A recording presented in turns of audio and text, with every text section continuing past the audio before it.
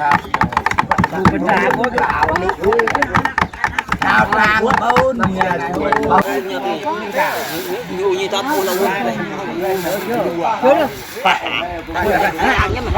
ไอ้โจรไอ้ปิโยนใส่นี่ครับเขาไม่ได้จำแน่นอนผีเนาะจำบ่ใส่นี่กันเจ้าหน้าทาน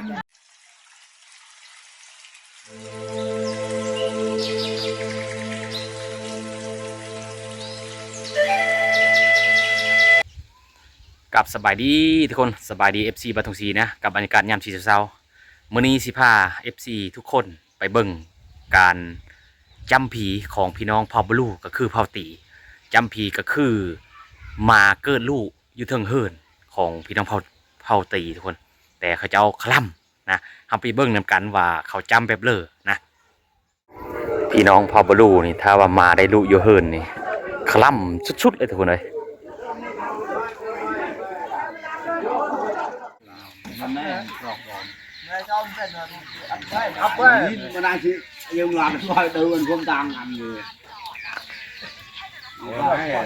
ตามให้เสียก็เป็นมันแหละดีเลยไง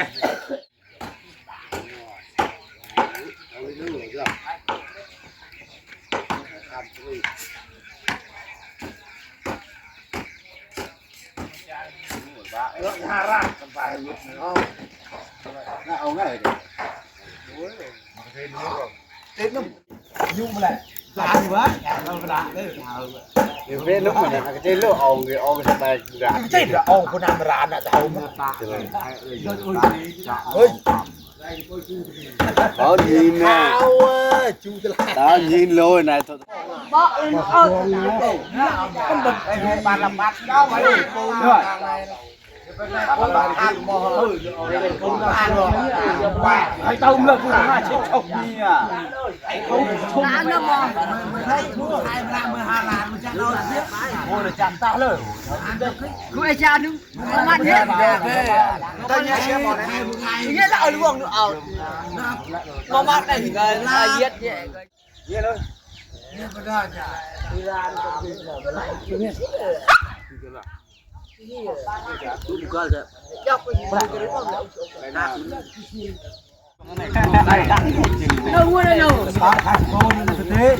อันนี้จะต้มกะปิอันนี้ทุกคนเลยนี่เขาจะต้มกะปิก็คือตาดุยไอ้หน่อยยาวสลัดเลยเราจะให้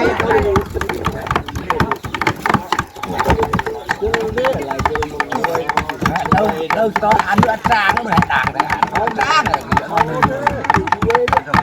เนาะแบบนี้เลยครับภาษาพวกเราชาวกลางเบ้าเนี่ยเบ้าเราจะไปเจอ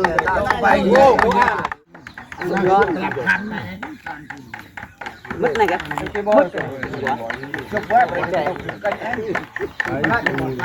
lọc trước là công cái lọc đây rồi biết học lên cái rồi bạn phải làm nhột này ra nó sẽ kêu vô cái đầu của thiệt của như là cái đó phải ngon lắm mình lại cái đồ tàu lại cái đầu này không là chuối chang của em á vai không là chuối chang mà đời lâu rồi mà cái ba trăm màu đau nữa lại cái đau bay này là ngu này đây này có bạc à ở chỗ đi quay có lấy nơi cả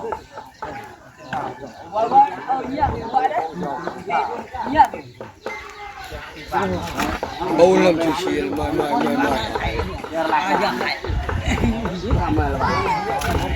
ya khai được ba câu mười ya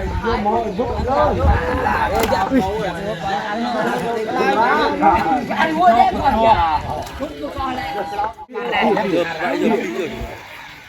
còn anh cho không hay trôn đi chúc nhà đi nhiều như ta mua lâu đây hay trôn lại phi vô trôn hay đâu phi vô đây hồi vô đi rồi thôi gì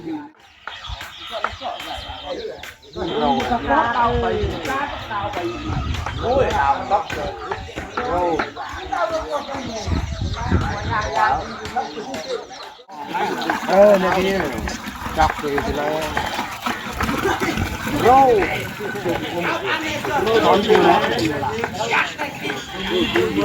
chọc là lồng một cái đinh nhai bàn này là trên เขตนี้นี่โซนหลายพี่น้องชาวพาบาลูเขานี่กินมะเพ็ดหลายคนนะสังเกตทุกคนเขาเอ็ดตรงกะเปนี่เขาเจ้าไส้มะเพ็ดนี่โอ้สุดยอดเลยเพิ่น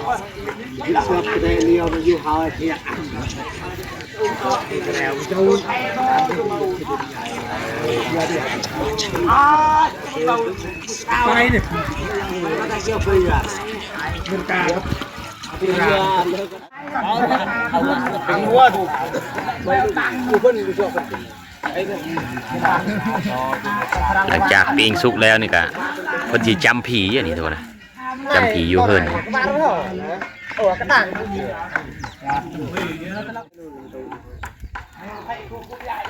terbaik dia jual macam berapa kok dom eh pai kau pun kau bên đây nữa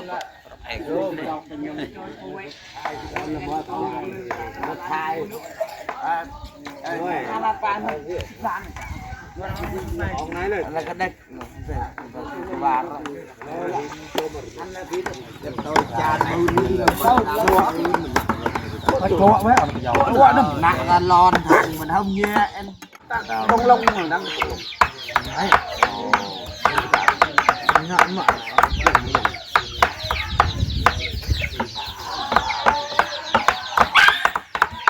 chàng lên tôi nào được chàng cũng phải ăn như này cả lại về 1.500 để phải để ôi phải dương chứ ban này là ai cô ăn cô luôn nằm một thầu phải được kìa khi nó không biết là một cha ví chưa biết này này như thế dòng thì ví chưa biết cái nào ca chơi cái ôi ca cho cái ca chơi cái mình ông này mình cướp ra này giờ nhua mình gọi giờ nhua mà giờ cái này gì chứแต่นายthếโอ้ไส้นี่เขาบ่ได้จำแน่เนาะผีเนาะ จำหมด จำบ่ไส้นี่กัน เจ้าหน้าพันน่ะแปะ เอาทุกคนเมื่อคืนนี่ชาวบ้านพี่น้องเผ่าบลูเขานี่เขาเอาโง่มามัดชนิดเด้นี่โง่เขามัดชนิดทุกคนเลยนะโง่เขามัดชนิดเมื่อคืนนี่ทุกคนสังเกตเบิ่งขี้โง่ที่เขาเจ้ามัดชบนลักนี่เมื่อคืนนี่ทุกคนอันนี้ได้ขี้โง่เห็นนี่อันนี้อะเลิศเมื่อคืนนี่อันนี้ก็คือแม่เลิศที่เขาเจ้าแทงโง่ตัวเลยนะอันนี้โลดที่เขาเจ้าแทงโง่ได้นี่เด้ตัวนี้นะเขาห้อยคือหางป่าได้คนนี้นี่ถ้าว่าจำผีนี่เขาจ้องได้ตัวนี้คือหางป่าถ้าไม่ได้ตัวนี้ก็ไม่ได้นะทุกคนเลยนะฮีดของเขาเจ้า nó phải nằm nở nó như này thuốc băng vô trong nó chưa sao có lồng lồng หรือว่าเ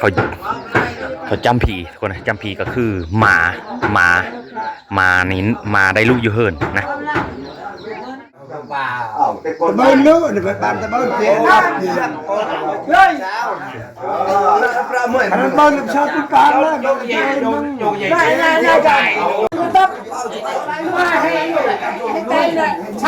đây vô hay này anh hâu là cái mua làm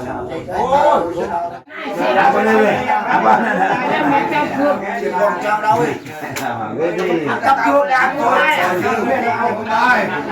phải tung không phải tung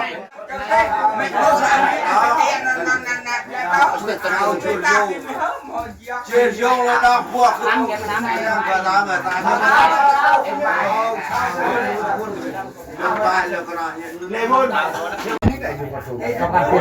อีกของเพิ่นคนเลยนะต้องได้เล่าไห้ได้เล่าไห้2 ไห้นี่ ไหนี่เพิ่นเฮอซอนพี่น้องอยู่บ้านนี่กินแล้วยังไฮนั่นเท่าไหร่ไฮนั่นเพิ่นกินตอนเช้าตอนนี้เพิ่นกินแต่คืนนี้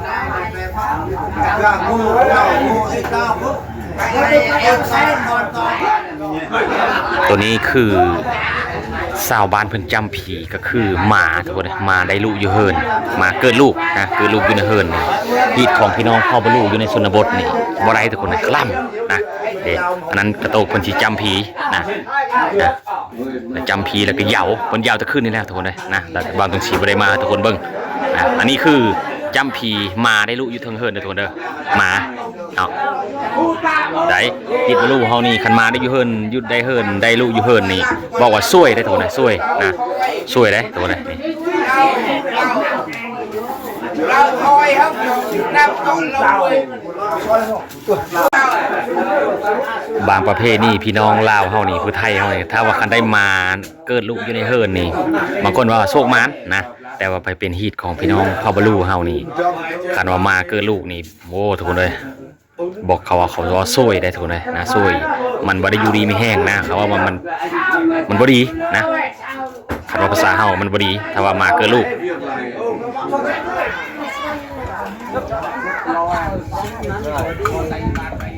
มันจอดอยากมาช่วยเพื่อนช่วยเพื่อนเป็นโต๊ะเลยอยากแฉกเลยไล่แฉกเลยโตมากเฮ้ยบ้านนี่เอ๊ะบ้า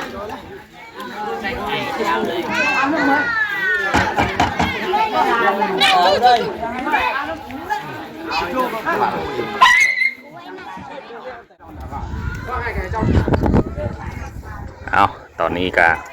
สาวบ้านมันก็เริ่มตักข้าวปี้เอาให้น้องๆเพื่อนทุกคนเลยที่อยู่ในบ้านนี้นะหลังจากที่ตักข้าวปี้ให้น้องๆเรียบร้อยแล้วก็เขาจะแต่งผ้าเข้าให้เข้าแก่หรือว่าให้สาวนุ่มในบ้านกินก่อนเท่าแก่จะกินตำหลังส่วนหลายกันนะมาให้เรายาวให้ได้ต้องลงสักต้องเก็บริงเด้ยาว